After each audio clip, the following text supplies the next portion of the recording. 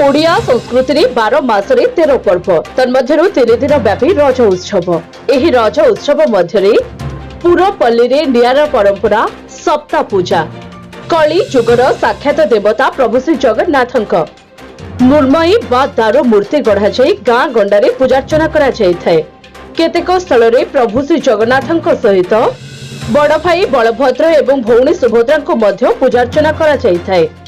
चाष काम आरंभ पूर्व चाषी भगवान शरणापन्न हेबा नै एकमात्र माध्यम गाँ गंडारे एही सप्ताह पूजा जहाँ भक्तों मानसिक पूरण करिबारे सहायक होइथाय बोली शास्त्र मत रहिथिबा बेले एहा मध्य पूर्व पुरुषरु प्रचलित होई आसुथिबा विश्वास रहि आसिछे।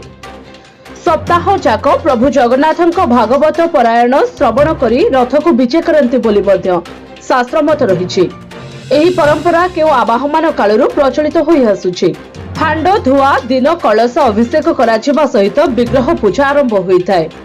प्रत्यह भागवत पारायण सहित भजन संध्या अनुष्ठित होइछि एवं सबुठी प्रसाद सेवनर व्यवस्था मध्य रहिछि।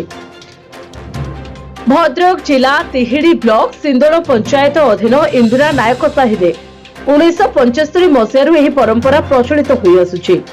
मुकुंदपुर पंचायत कंचनपुर रे 60 रु ऊर्ध्व वर्ष धरी एही परंपरा चालू रहिछि। विद्याधरपुर कंट बणिया रे विगत 3 पुरुष धरी सप्ताह पूजा चलुथिबा बेले कुंड साहिरे मध्य एही पूजा पालित होउछि। एठारे केवल जगन्नाथଙ୍କ विग्रह पूजा करा जायथाय। तिहिड़ी गाँव रे अनुष्ठित सप्ताह पूजा रे दैनिक भागवत पाठ बैठक एवं प्रभुଙ୍କ रीतिनीति सहित भोग लागिथाय एवं दैनिक प्रसाद सेवन करिथांती श्रद्धालु भक्त माने। 1867 मसीहारू कुबेरा पंचायत अधीन कुबेरा ग्रामर जगन्नाथ मंदिर रे एही पूजा यथा विधि रे पालित होई आसुछि। एठारे पूजा 11 दिन धरी चलिथाय।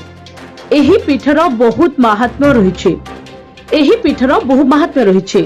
दैनिक पाला दास काठिया सहित भजन संध्या कार्यक्रम रहिछि। तिहिड़ी गाँव सप्ताह पूजा केउ आवाहमान कालरू चलुअछि। एही परंपरा रे गाँ गंडारे आध्यात्मिक परिवेश सृष्टि होइथिबा बेस बारी हेउछि। सप्ताह पूजार महात्म्य होउछि महाप्रभु जगन्नाथ बलभद्र देवी सुभद्रांकर ए होउछि पूजा। ग्रामवासी माने सुदूर जगन्नाथ मंदिर बा कंबकटक बा पुरी जाई पारु नांती, तेणु तार संतक स्वरूप एठारे आमे त्रिमूर्ति पूजा करी बहु आनंद उपभोग करुछु। 1867 मसीहा ठारू आम कुबेरा रे ये अनुष्ठान चली। एठारे 11 दिन पालन हुए। महा आनंद उल्लास मध्य पूजा दासकाठिया आतसबादी कार्यक्रम माध्यम ये पर्व पालन करा जाए। ये पूजार महात्म्य है प्रथमे भागवतर वर्णना। भागवतर प्रथम स्कंद ठारू द्वादश स्कंद पर्यंत एठारे पाठ करा जाए। अंगिरस ऋषिंकर अभिशाप रे राजा परीक्षित दोष मुंडेला परे सेथिरु से मुक्ति पाइबा पई गंगा कूल रे तीरण बिछणा रे व्यासदेवंकर शिष्य शुकदेवंक ठारू संपूर्ण भागवत शुणी सारा परे तक्षकंक द्वारा बसीभूत होई से लीला संवरण करथिले। एही भागवतर महात्म्य। रजर महात्म्य होची एही समय भूमि आम रजसा होता है जो से तापरे ठीक वर्षा आसला परे परे बिहन सब बिलुक जाए एवं कृषक माने धान बुणाबुणी आरंभ करती एवं आनंद उल्लास पर्वटी को पालन करती। एटा 9 दिन पर्यंत आम गाँव में पालन करा जाए एवं सब समय सब भक्त मानक पई एटी शुद्ध अन्न भोजन करा जाए। भोग सामग्री लोक माने बहुत आनंद उल्लास सेवन करती।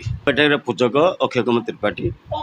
एठी आमर जो सप्ताह कार्य आरंभ करा जाए ताहा हुची प्रथम हांडी धुआ दिन आमर कलश आसे एवं नवम 9 दिन पर्यंत ठाकुर को पूजा करा जाए। एटा रज 3 दिन आम आनंद उल्लास आम एठी पालन करूँ। तिहिड़ीरू संजय दास का रिपोर्ट जे न्यूज।